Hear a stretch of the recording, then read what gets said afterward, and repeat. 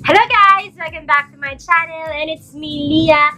And for today's video, I'm gonna talk to you about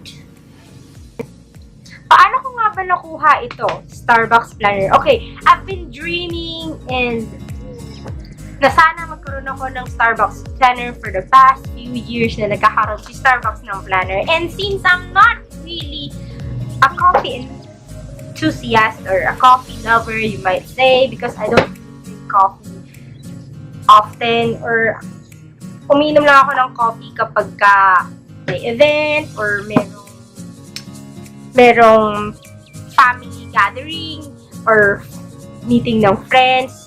But yung bibili ako ng Starbucks on my own and I just want to sit there and drink coffee, no, it never happened. So, but gusto ko ng planner nila kasi who doesn't love Starbucks planner, no? Diba? Sino ba namang may ayaw ng Starbucks planner?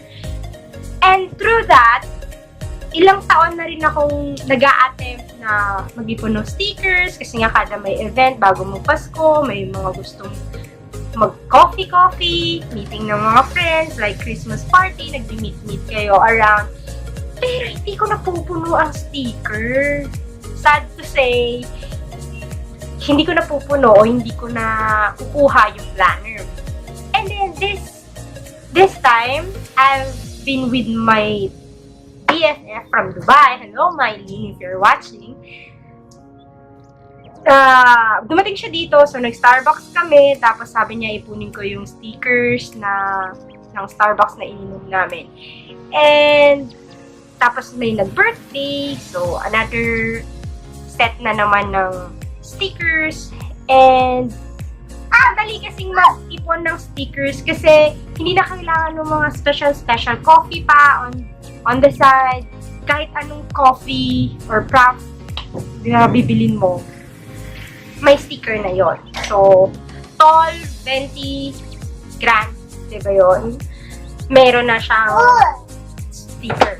So, I'm glad with it. I'm very glad with it. And successfully, I got this. And sa office, I asked them kung pwedeng order kami ng Starbucks so I can get the stickers. And then, finally, for 3 times lang nakabili na ako para sa stickers. And I'm sharing this to you kasi ang saya lang, no, na pantagal ko nang ginustong magkaroon nito pero ngayon lang nagkaroon ka. Simple happiness in life. And I want to share to you what's inside the box and paano ba gamitin to. Kasi at saka, in fairness ha, yung nakuha ko, parang ngayon lang sila nagkaroon ng travel organizer. Mostly, if I'm not mistaken, ang meron ng Starbucks yung planner na year-round. Yung mas malaki, yung daily things to do. So, without further ado, I'm gonna open this box and see what's inside.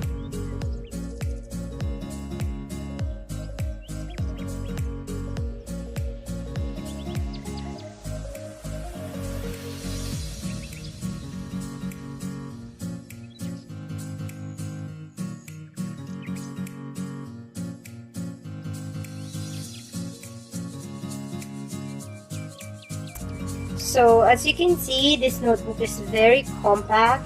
It's travel size, very small and handy. So, what's inside is this. This fits for the people na always on the go. They have to travel, so that's what's inside. Yung calendar is clear. Okay, so the paper is like this. My grid. So, para siyang matte notebook. Sorry about that interruption. That's my little baby. And what's at the back is something na mga coupons. Gamit din yan, lalo na for the coffee lovers out there. And then, may mga ganitong design. So, may mga ganyan ganap. So, meron din palang ganito na parang polka dots. Pero green pa din siya.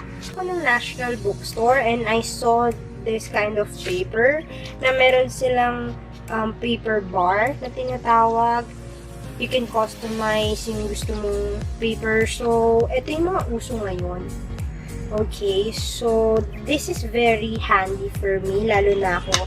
I'm always on the go. I'm a mom.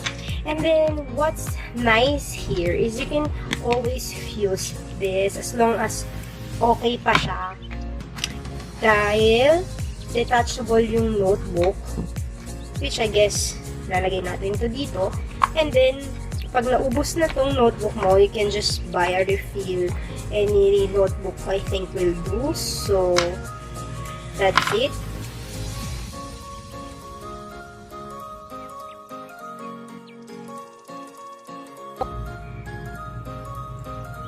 Okay guys, this is it for today's video.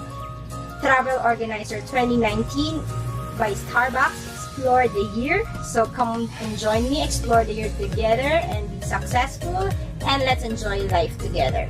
Okay, so please, if you like this video, please hit the like button. And number 2, please subscribe to my channel. And number 3, please hit the ring button so you'll get notified for my next video. So see you again guys. Bye!